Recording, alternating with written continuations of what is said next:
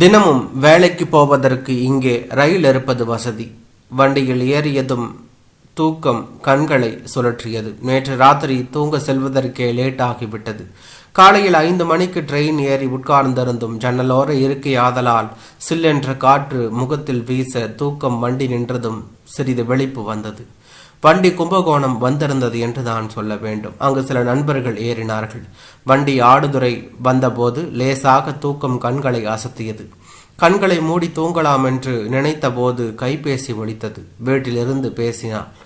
சொல்லுப்பா என்று சொன்னேன். நம்ம திருவிழாப்பட்டி சுப்பு இறந்து போயிட்டாராம். என்ன ஆச்சு என்று கேட்டேன். தெரியல, ஏதோ வயிற்று வலின்னு 4 நாளைக்கு முன்னால் பெரிய ஆஸ்பத்திரிக்கு வந்தாராம். உடனே பெட்டில் சேரணுன்னு சொன்னாங்களாம். வலியும் நிற்கலையாம். நேற்று ராத்திரி ரொம்ப வலி ஆயிடுச்சான்.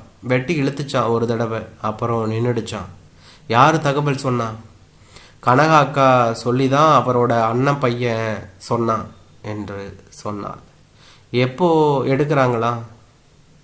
இன்னைக்கு 5 மணி ஆயிடுமா. நாம் வர வரைக்கும் எடுக்க மாட்டாங்களாம். இது என்ன புது கதை? அவர் நோட்டில் குறித்து வச்சிருக்கிறாராம். தான் செத்து போயிட்டா யார் யாருக்கு சொல்லணும்னு, அவங்கெல்லாம் வந்தாதான் எடுக்கணும்னு. நீங்கள் காலையிலேயே வேலைக்கு போகிறவருன்னு சொல்லி காலையிலேயே தகவல் சொல்லுங்கன்னு நேரம் கூட குறித்து வச்சிருக்காராம். அவள் சொல்ல சொல்ல ஆச்சரியம் குமிழியிட்டு நுரைத்து வந்தது. தன்னுடைய மரணத்தை யார் யாருக்கு சொல்ல வேண்டும், எப்போது சொல்ல வேண்டும் என்று நேரம் வரை குறித்து வைத்த அந்த மனம் எப்படிப்பட்டதாக இருக்க வேண்டும்? அது என்ன எதிர்பார்க்கிறது? சுப்புவின் உருவம் மனத்திரையில் காட்சியாக விரிந்து நின்றது. சுப்பு எதிர்பார்க்கிறவர் இல்லை, அதற்காக தேவையும் இல்லை என்றுதான் சொல்ல வேண்டும். சுப்புவின் வாழ்க்கை வினோதமானது. அவரின் தேவைகள் மிக குறைந்தவை. அதனை நிறைவேற்றிக் கொள்ள ஒருபோதும் அவர் தயக்கம் காட்டியது இல்லை என்றுதான் சொல்ல வேண்டும். அவரின் பூர்வீகம் திருவிழாப்பட்டி தான். அது செம்ம நடந்த சிறு கிராமம். பெரும்பாலும் 3 விதை உள்ள கடலை, துவரை, அரிதாய் நெல் விளையும் கிராமம். ஓர் ஓட்டு வீடு, 3 தடுப்புகளில் முன்கூடம், நடுக்கூடம், அடுப்படி என்று நீள் ஓட்டமாக இருந்தது. ஒரு சிறிய கொள்ளை, 4-5 தென்னை மரங்கள், அப்புறம் முருங்கை, கருவேப்பிலை என சிறு சிறு மரங்கள், 100 குமளி நிலம். இதுதான் அவருடைய சொத்து. இதற்கென்று வாழ்க்கைப்பட்டு வந்தவள் தான் கனகா அக்கா. கல்யாணமாகி 30 வருடங்கள் ஆகிவிட்டன. குழந்தை எதுவும் இல்லை. இதுதான் அவர்களின் வாழ்க்கையை வினோதமாக்கி விட்டிருந்தது. இருவருக்கும் இடையில் எந்த பிரச்சனையும் இல்லை. அதே போன்று நெருங்கிய அந்யோன்யமான உறவும் இல்லை.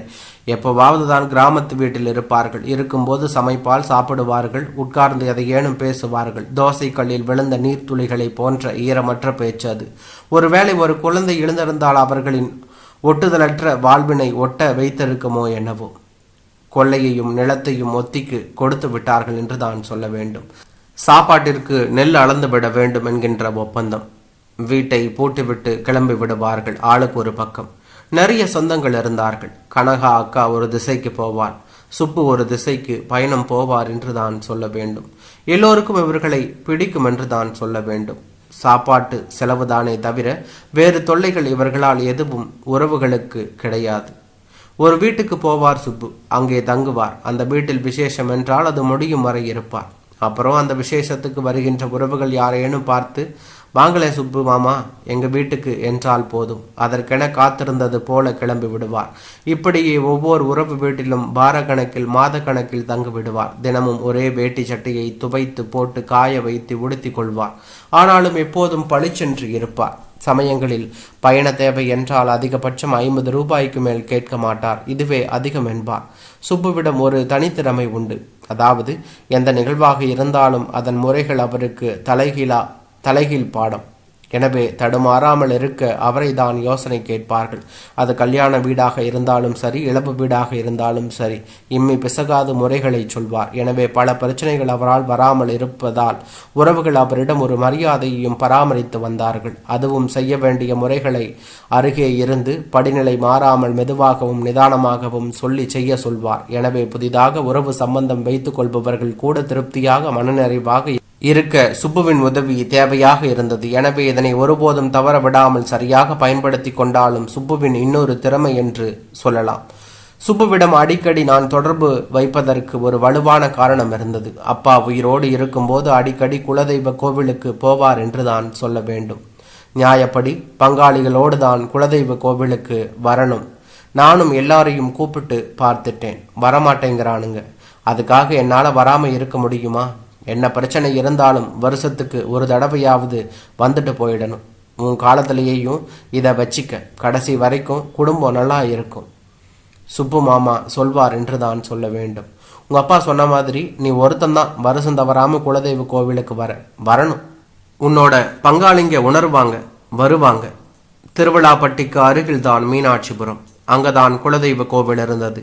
மேட்டின் மறுபக்கத்தில் பள்ளத்தில் இருந்தது. திருவிழாப்பட்டியிலிருந்து குறுக்கே வயல்வழியாக கோவிலுக்கு வந்து விடலாம் என்று தான் சொல்ல வேண்டும். பெரும்பாலும் கோவிலுக்கு வரும்போதெல்லாம் ஏரி வறண்டுதான் கிடக்கும். வெடிப்புகள் விழுந்திருக்கும். மீன்கள் நிறைய உண்டு. பிடித்து ஏலம் விடுவார்கள். அதற்கென வாங்குவதற்கு நிறைய மினி வேன்களில் ஏரியில் ஈரமற்ற இடம் வரை வந்து நிறுத்திவிட்டு வாங்கி போவார்கள். கோவிலுக்கு போகும்போதெல்லாம் சுப்பு மாமாவிற்கு போன் செய்து விட்டால் போதும், எல்லா ஏற்பாடுகளையும் செய்து விடுவார். அதற்கென உள்ள வேளார்குல பூசாரி வீட்டுக்கு போய் கோவிலுக்கு வந்துடு, பொங்கல் வைக்கணும், அதற்கான ஏற்பாட்டோடு வந்துடு என்று சொல்லிவிடுவார். வாங்க மாமா, சைக்கிள்ல போவோம் என்பார் பூசாரி. அதெல்லாம் சரிப்பட்டு வராது. அதை பாரு, நெறிஞ்சு முள் குத்து ஓரமா வயல்ல விழுந்து கோவிலுக்கு போயிடுவேன். நீ சீக்கிரமா ஜோலியை முடிச்சிட்டு வா. கோவிலுக்குள் வந்ததும் தன்னுடைய தேய்ந்து போன செருப்பை பூவரசு மரம் ஓரமாக கலற்றி விட்டு களத்தில் இறங்கி விடுவா. தம்பி, நீ போய் காஞ்ச சொல்லிய பொறுக்கிட்டு வா. பொங்கல் வைக்க அடுப்பு பற்ற வைக்கணும். அம்மாடி, நீ என்ன பண்ற? இந்த பூவரசு கொத்தா உடைச்சிக்க, அதையே விளக்குமாறா இந்த இடத்த பெருக்கிடு. சரி, அந்த அகல் விளக்கையும் எண்ணெய் திரியெல்லாம் கொடு, நான் ரெடி பண்ணுறேன். சாமானுங்களை தனித்தனியாக எடுத்து வச்சிடு. அந்த பட்டு பாவாடையெல்லாம் தனித்தனியாக வச்சிடு என்று சொல்லுவார். அடிவைப்பில் கால் முகமெல்லாம் கழுவிடுங்க. வேலையை முடிச்சதும் சுத்தபத்தமாக விளக்கேற்றி கும்பிடணும் என்று சொல்லுவார். பூசாரி வந்ததும் அவருக்கு வழிமுறைகளை சொல்லுவார் என்று தான் சொல்ல வேண்டும். தம்பி, விறுவிறுன்னு எல்லாத்தையும் பச்சை பிள்ளைங்க வந்திருக்கு, டவுனில் வளர்ந்ததுங்க, பசி தாங்காதுங்க, எல்லாவற்றிலும் புகுந்து உதவி செய்வார். பொங்கல் தயாராகும் போது அடுப்பில் சுள்ளியை உள்ளே தள்ளுவார். பூசாரி சாமி கழுத்தில் போடும் மாலையை சரி செய்வார் என்று தான் சொல்ல வேண்டும். சாமிக்கு சரியாக போடு, ரொம்ப கோபக்காரரு, கோவிச்சுக்க போறாரு, எல்லாத்துலேயும் தேங்காய் உடைச்சு வை, ஒரு மூடிய சாமி கிட்ட வையுங்க, கண்ணுள்ளதா அவங்க கிட்ட கொடு, ஏமா கொஞ்சம் பொங்கல் தேங்காய் பழமெல்லாம் எடுத்து வச்சிடு என்று சொல்லுவார். வெறுவென்று இயங்குவார் என்று தான் சொல்ல வேண்டும். எல்லாம் முடிஞ்சதும், தம்பி 4 மூடி தேங்காய் அப்படியே வாழைப்பழ சீப்பை வச்சு ஒரு 100 ரூபாய் வச்சு பூசாரி கிட்ட கொடு. பொங்கல் வரப்போகுது, பூசாரிய வர சொல்கிறேன், வேட்டி சட்டை புடவை எடுத்து கொடுத்து பணம் 500 வச்சு கொடு. வருஷத்தில் ஒரு தடவை பண்ணிடு, காலம் முழுக்க குறையில்லாமல் சாமி பார்த்துக்குவார். எனக்கு ஒரு பையில் பொங்கல் தேங்காய் மூடியெல்லாம் வச்சு கொடு. உங்கள் அக்கா போனதும் என் பையதான் பாப்பா. எல்லாவற்றையும் மனதிற்கு பிடித்தாற் போல் நேர்த்தியாக பண்ணுவா. திரும்பி போகும்போது வேளார் வீட்டில் உட்கார்ந்து, இன்னைக்கு கறந்த பால் இருக்கா, காப்பி தண்ணியை போடு, 4-5 டம்ளர் டவுனுக்குள்ளே போகிற வரைக்கும் பசி தாங்கும். ஏன்பா, பிள்ளைங்களுக்கு பசியாக இருந்தால் ஒரு தேங்காய் மூடியை உடைச்சி கொடு, 2 வாழைப்பழத்தை கொடு, தாங்கும். வண்டி ஏறும்போது, தம்பி ஒரு 20 ரூபாய் கொடுத்துட்டு போ. இதுதான் சுப்பு மாமா. இனிமேல் திரும்புவதை விட நேரடியாக அலுவலகம் போய் கையெழுத்திட்டு விட்டு சொல்லிவிட்டு வந்து விடலாம். மதியம் 4 மணிக்கு ரயில் இருக்கிறது. 4 மணிக்கு திரும்பினால் அங்கிருந்து திருவிழாப்பட்டி 25 கிலோமீட்டர், எடுப்பதற்குள் போய்விடலாம். மதியம் வரவேண்டிய ரயில் அரை மணி நேரம் தாமதமாகிவிட்டது என்று தான் சொல்ல வேண்டும். வரும்போது மணி 4:30 ஆகிவிட்டது. வண்டியை எடுத்து வீட்டிற்கு வந்து வண்டியை போட்டுவிட்டு ஒரு ஆட்டோ பிடித்து கிளம்ப 5 மணி ஆகிவிட்டது. போகும்போதே ரயிலடியில் ஒரு பெரிய மாலையாக கட்டி கொண்டாகிவிட்டது. திருவிழா பட்டிக்குள்ள போகும்போது எல்லாம் தயாராக இருந்தது. குளிப்பாட்ட நீர் எடுத்து வர போயிருந்தார்கள் என்று தான் சொல்ல வேண்டும். வாங்கண்ண, உங்களுக்காக தவிச்சுக்கிட்டு இருந்தோம், நீங்க வர்ற வரைக்கும் எடுக்கக்கூடாதுன்னு எழுதி வச்சிருக்காருன்னு. இந்தாப்பா அந்த நோட்டை கொண்டு வாங்க. கொண்டு வந்தார்கள் என்று தான் சொல்ல வேண்டும். கசங்களான 40 பக்க கோடு போட்ட நோட்டு அது. பென்சிலால் எழுதியிருந்தார். என்னோட சாவுக்கு கீழ்கண்ட நபர்களுக்கு தகவல் முன்னால் அளிக்க வேண்டும். அவர்கள் பெயர்களுக்கு எதிரே குறிக்கப்பட்ட நேரத்தில் அனுப்ப வேண்டும். அதற்கு பின்பு அவர்கள் வேலைக்கு போய்விடுவார்கள். சிரமம். அவர்கள் வரும் வரை என் பிணத்தை எடுக்கக்கூடாது. ஒருவேளை அதிக தாமதமானால் எடுத்து விடவும். ஊரார் மன்னிக்கவும், தயவு செய்து இந்த வேண்டுகோளை நிறைவேற்றவும். தவிரவும் என்னுடைய 100 குழி நிலத்தை இந்த ஊருக்கே எழுதி வச்சிடுறேன். இது என்னோட வம்சாவளி உறவுகள் குலதெய்வ கோவிலுக்கு வரும்போது அவர்களுக்கு வேண்டிய எல்லா சௌகரியங்களையும் நான் நின்று செய்வது போல செய்து கொடுப்பதற்கு. அவ்வாறு செய்பவர்கள் இந்த நிலத்தின் விளைச்சலை பங்கிட்டு கொள்ளலாம். என்னை நம்பி வந்தவங்களுக்கு உடம்புல உசுறு இருக்கிற வரைக்கும் அந்த சாமி பார்த்துக்குவார். இப்படி எல்லாம் இருக்க முடியுமா? கனகா அக்கா எங்களை பார்த்து கதறி அழுதாள். தாரை தாரையாக வழிந்த கண்ணீர் அவளின் நிதர்சனத்தை காட்டியது. உடைந்து போன ஒரு பெஞ்சில் சுப்பு மாமாவை படுக்க வைத்திருந்தார்கள். மாமா முகத்தில் மரண களை இல்லை. தூங்குவது போல்தான் இருந்தார். ஆனால் உயிர் நீர்த்து விட்டார் என்பதை பறை ஒலிகளும் கொட்டு சத்தங்களும் உறவினர்கள் அழுகைகளும் உறுதிப்படுத்திக் கொண்டிருந்தன. எல்லோரும் வந்திருந்தார்கள். பெரிய கூட்டம். கிராமத்து கூட்டத்தை விட பெரியப்பா பிள்ளைகள், சித்தப்பா பிள்ளைகள், அக்கா மருமகன்கள், அப்பாவின் பங்காளிகள், அம்மாவின் உறவுகள், சித்தியின் தம்பிகள், அவர்களின் குடும்பங்கள், பேரப்பிள்ளைகள் எல்லாம் சேர்ந்து குலதெய்வம் கோவிலுக்கு வராதவர்கள் சுப்பு மாமா இறப்பிற்கு கூடியிருந்தார்கள். ஒவ்வொன்றும் ஒவ்வொரு ரகம். என் பொண்ணு கல்யாணத்தில் ஒரு பிரச்சனை. விடிஞ்சா கல்யாணம். பிரச்சனை வந்துடுச்சு. தவிச்சு போயிட்டோம். மாப்பிள்ளை வீட்டுக்கு தெரியாமல் சுப்பு மாமா ஒரு யோசனை சொன்னார். மணிக்கு பிரச்சனை தீர்ந்துடுச்சு. எப்படியாப்பட்ட மனுஷன்! நம்ம ருக்கு அத்தை செத்தப்ப பெரிய சிக்கல். நடு வீட்டில் பணத்தை போட்டுக்கிட்டு அடிச்சுக்கிறாங்க. மண்டை உடையாத குறை. கூட்டத்தில் புகுந்து சுப்பு மாமா பேசின பேச்சு இருக்கே, இன்னைக்கும் மறக்க முடியாது. கப் சிப்புன்னு அடங்கி போச்சு. ருக்கு அத்தை பணம் காடு போச்சு கௌரவமா. அதை ஏன் கேட்குற? என்னோட சம்மந்திங்க வந்துட்டாங்க. காது குத்து ஒருத்தருக்கும் ஒரு வழிமுறை தெரியலை. நல்ல வேலை சுப்பு மாமா இருந்தார்.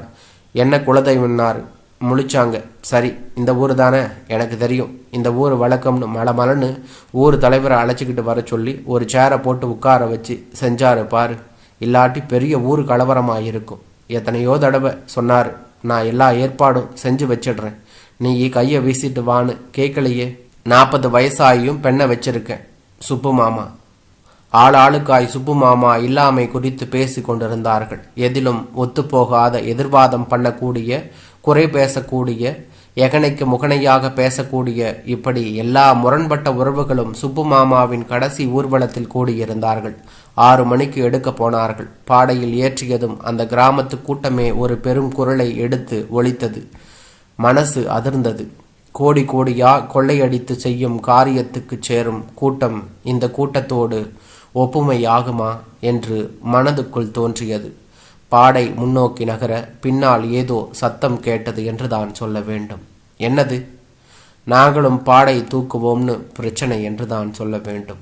மனதுக்குள் தோணியது. சுப்பு மாமாவின் கணம் தோளை தடவுவது போல இதமாக இருந்தது. எல்லோருக்குமான வாழ்க்கை வாழ்தல் அப்படி ஒன்றும் எளிதானதல்ல என்று தோன்றியது என்றான்.